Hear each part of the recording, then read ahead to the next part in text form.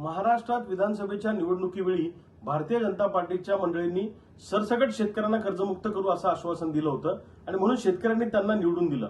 आणि आता निवडणूक होऊन 1.5 वर्षाचा कालावधी उलटून गेला तरी शेतकऱ्यांच्या कर्जमाफीचं नाव घ्यायला सरकार तयार नाही.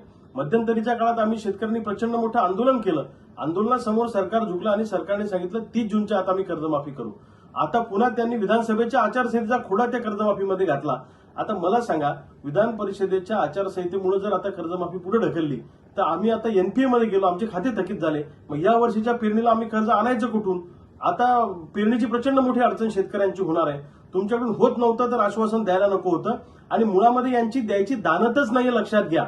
याच्यामध्ये जाचक अटी घालायच्या, जाचक निकष घालायचे आणि कमीत कमी शेतकरी कसे कर्जमाफीमध्ये बसवता येतील हा याच्या पाठीमागचा सरकारचा छुपा अजेंडा आहे. द्यायची दानत नाही तर घोषणा करता कशाला? सरसकट कर्जमुक्ती आम्हाला पाहिजे.